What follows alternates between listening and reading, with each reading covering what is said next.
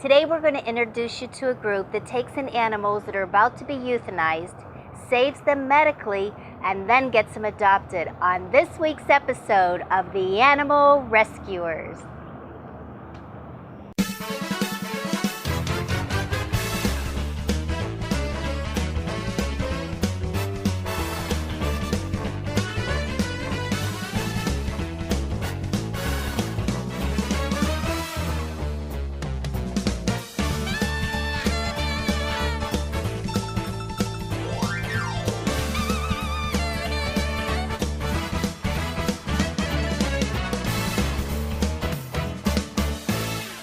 The Animal Rescuers has been adopted by Pet Planet. There is nothing more important to us than your pet's health. Cathy, thank you so much for agreeing to meet us today. And you are with Maine, Medical Yes. Animals in Need. Yes, thank you. Please tell the audience a little bit more about it and what your role is that you play there. Sure. Maine got started as just a group of volunteers who were already working at the county shelters doing volunteer work.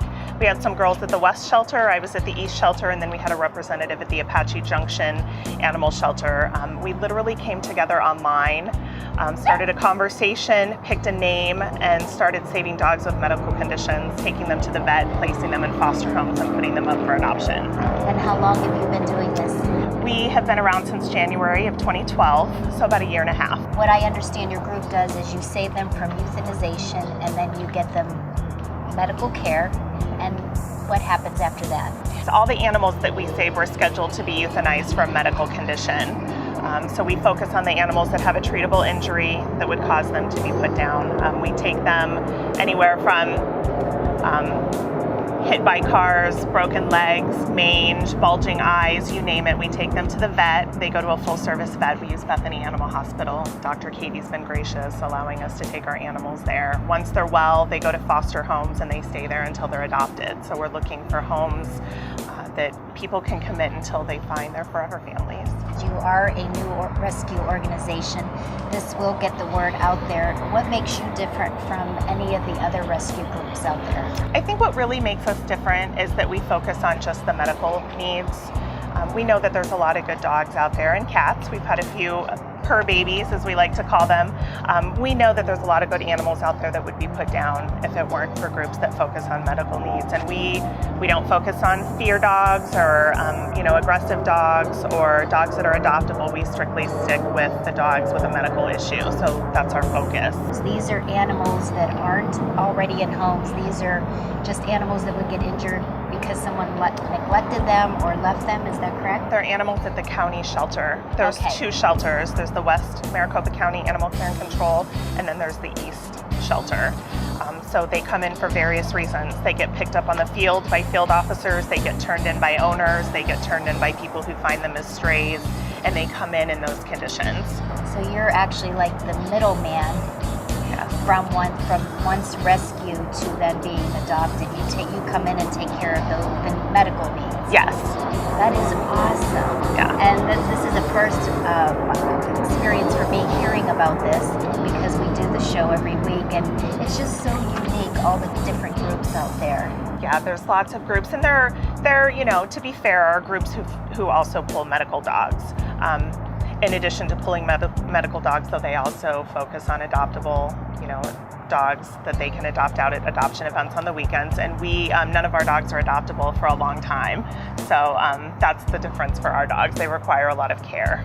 Right, and that is what makes you unique. Can you talk a little bit about your website, please? Because I was on there and there are just endless stories and endless adoptable dogs. Well, first of all, part of our commitment to the dogs that we pull is that every single one of them are going to have a web page, a rescue story, which is captured on video from the moment that they're saved from the county shelter to the moment that they're placed in their adoptive family. So that's a big thing for Maine is our website. Tell us where you get your money and how you get funded. Yeah, we are primarily donor-based, so we focus on Facebook and the website. People go there, they see a dog in need that really touches their heart, and then they want to donate, and so they donate through PayPal. We have received donations from PAC 911 through their Lulu's fund. We had a little dog that we were able to save with a broken leg. It was completely, both bones broken in half. Her x-rays were horrible, and we reached out to them for assistance with her surgery, and they were gracious enough to allow us that scholarship to save her. Absolutely. Mary Mears once again comes to the rescue. Yes. I just love her so much. They're wonderful. And how can we help? Because the audience would want to know. There are generous people out there, so what can they do to help Maine? Well, there's lots of ways that you can help. Our biggest need right now are committed fosters to take in dogs until they're adopted, as well as financial sponsorship.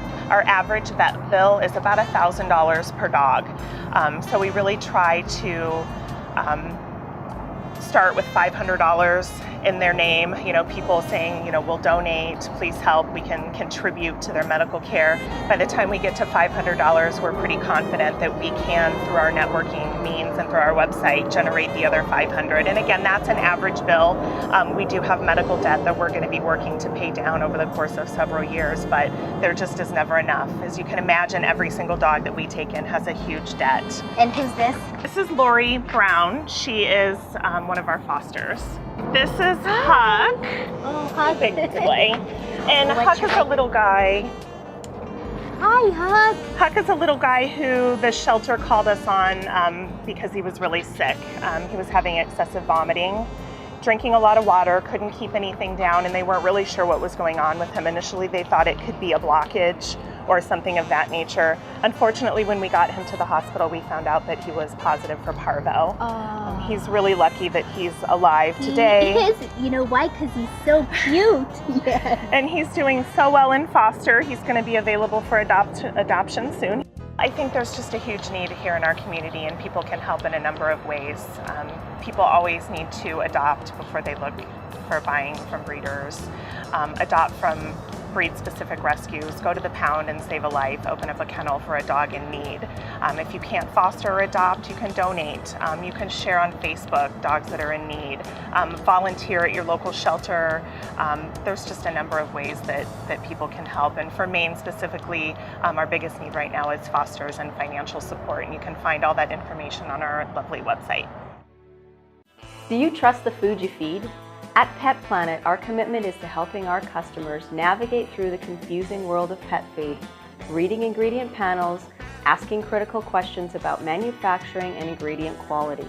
Our pets rely on us to make the very best decisions we can for their health, happiness, and longevity. Pet Planet is here as your partner in pet health, because there's nothing more important to us than your pet's health. You can be a part of the animal rescuers also, making a difference for the animals and bringing your business to center stage. Become a sponsor for the show. Ad rates are very low for the summer, so now is the time to jump on board.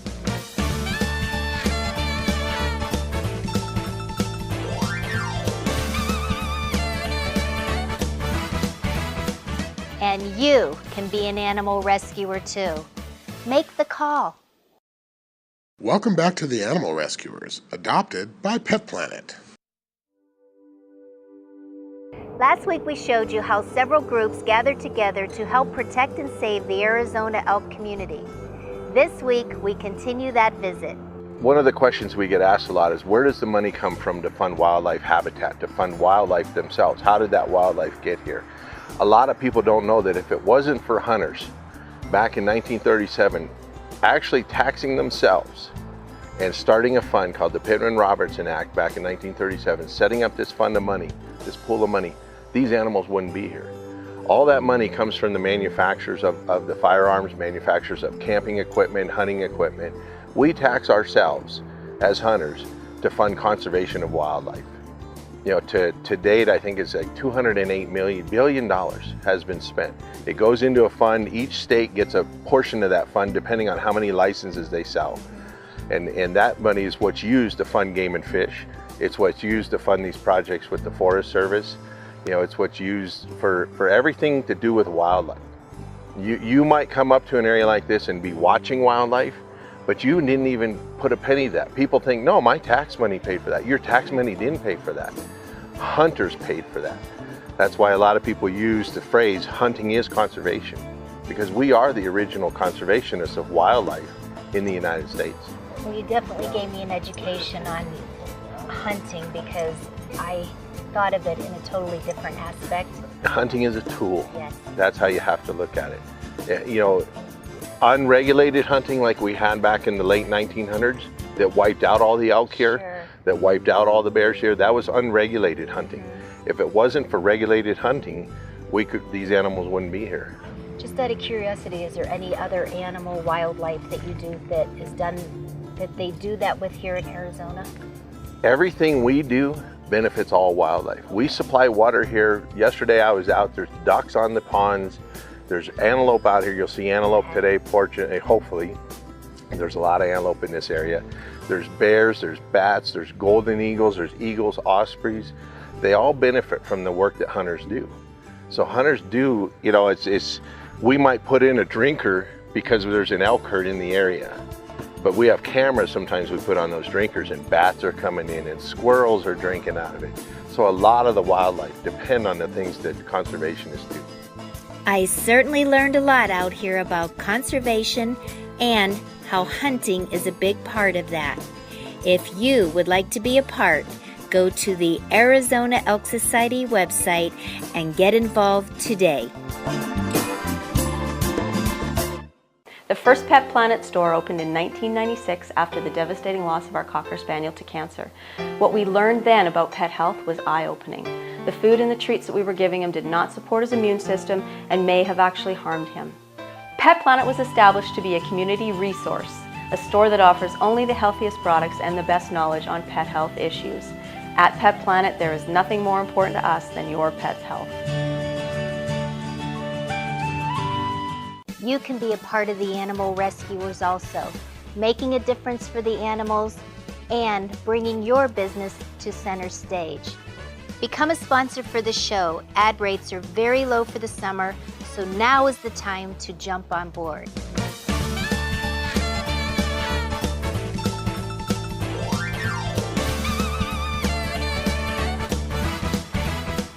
And you can be an animal rescuer too. Make the call. Welcome back to the Animal Rescuers, adopted by Pet Planet. Rusty was rescued from the East Side shelter. He had many fear issues when he went to his foster home. A month later, he has come out of his shell to become a normal social boy. He loves walks and to sit by your side. He is a dancer. He's fixed, has all his shots, and is ready to go to his forever home. Hi, I'm Wendy Faircloth, Training Director at Villa La Paz with this week's training tip. This week we're going to be talking about name response. It's probably one of the most important things that you're going to train your dog. There's lots of things that are almost as important, but I think as a safety thing with all dogs, I think their name response needs to be 100% all the time. So what we do when we train our dogs to respond to their names, they respond to their names usually when they want to in non-distracted situations. When the dog becomes distracted, all of a sudden they shut their ears off and they completely forget about what their name is. And when I do my classes, I demonstrate that. I'll, bounce a ball, or I'll shake my treat bag, and the dog looks interested in the treat bag, and the parents are calling the dogs, and the dog's just absolutely not responding to their name. So I'm going to show you a few things, a few exercises that you can do, and it's something that you should practice every day with your dog to ensure that they have a name response 100% of the time, even under high distraction. My demonstrator dog is going to be Saranac. Saranac is my youngest dog, and she actually needs work on her name response because we haven't worked it in a while. So this is Saranac. I have some treats that I'm going to use as a distractor to try to distract her, and I'm gonna call her, good girl, I'm gonna call her off the treats. What she's on right here, she is on a long line. So I can give her a little bit of freedom and call her back to me when she's a little bit farther away from me. I also have a shorter long line. This one's only about 10 feet long. If you don't want to give them that much freedom that quickly. And I also have two of her most favorite things in the world.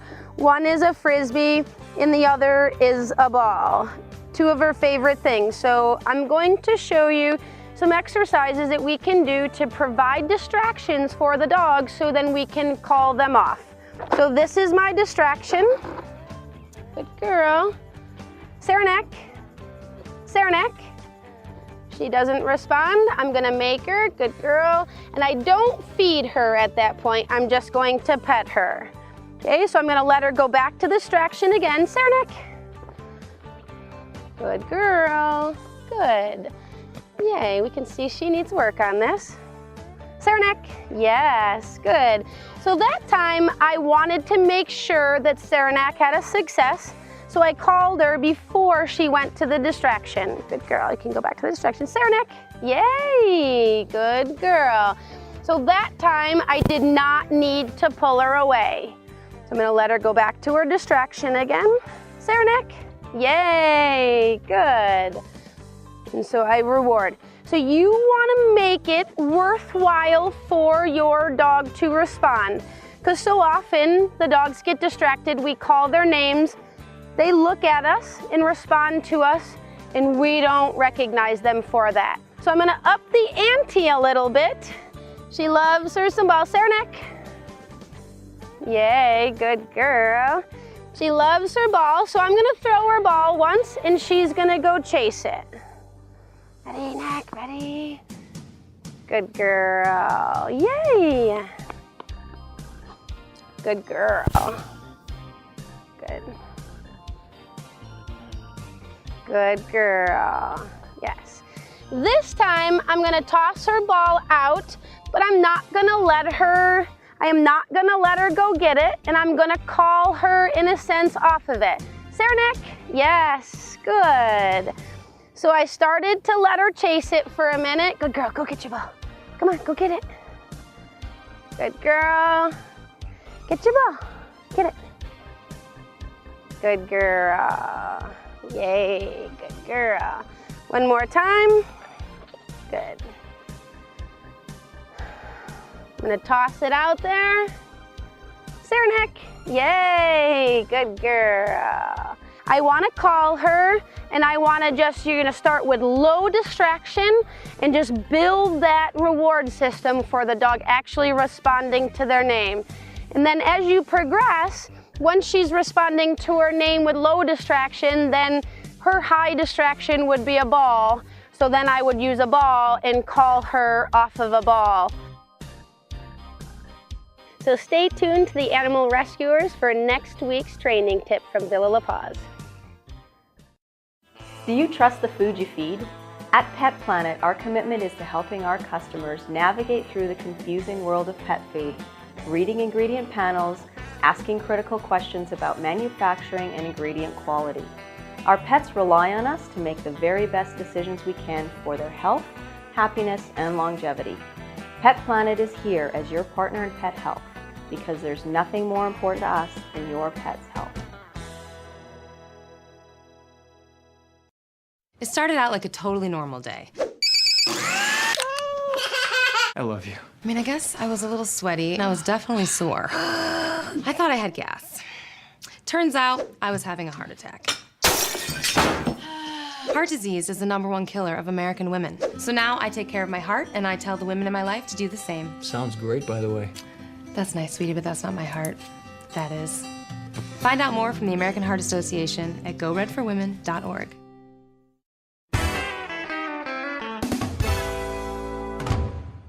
Hi, I'm Jen, and this is your Pet Planet Pet Tip of the Week.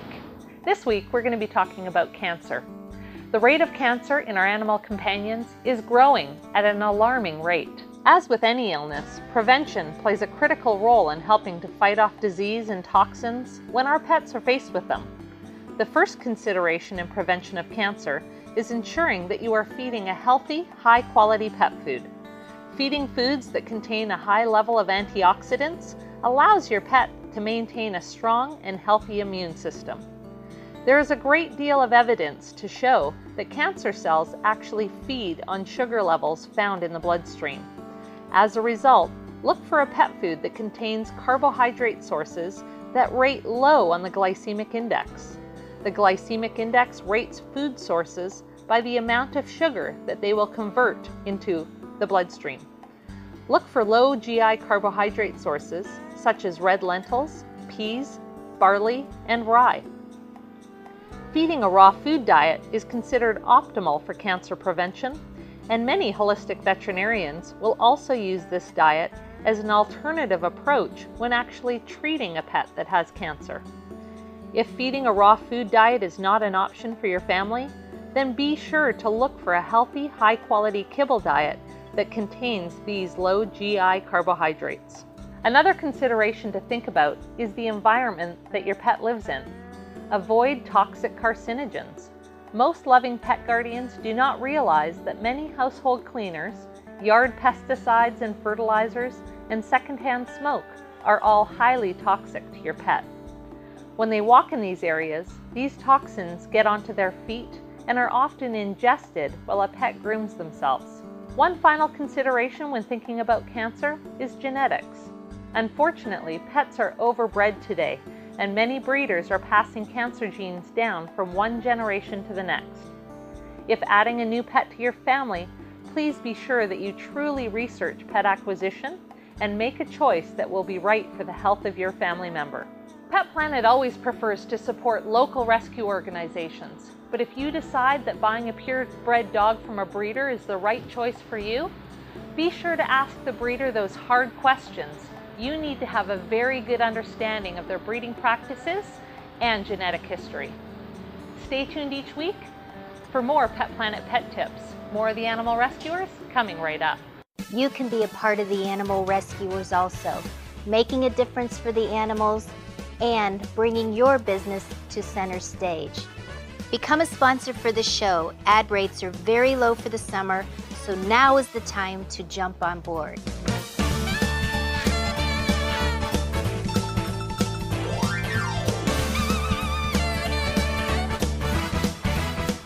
And you can be an animal rescuer too. Make the call. Welcome back to the Animal Rescuers, adopted by Pet Planet. This week we head out to an adoption event held by Maven. A smaller venue, but big hearts were there to meet a possible new friend.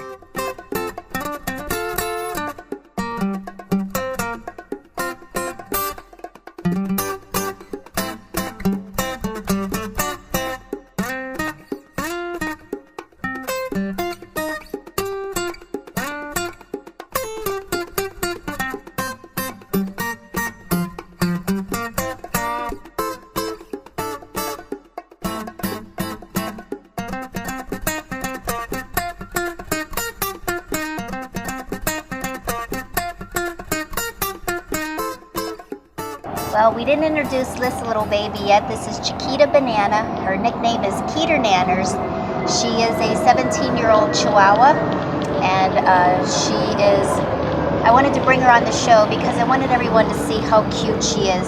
Senior dogs don't often get the love that they need, but I found a great thing with seniors. My mother-in-law lives with me, and she is a senior, and these two together, they give each other love and support, and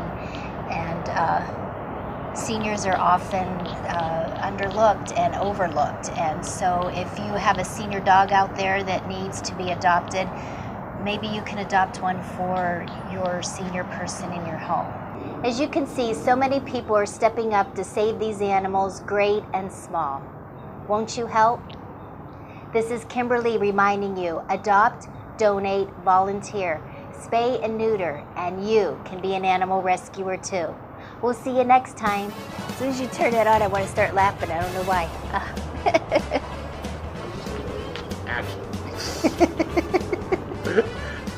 I was waiting. Okay.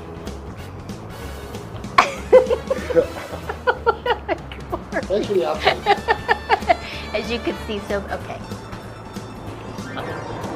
Cathy, you're just a prop. Okay, good.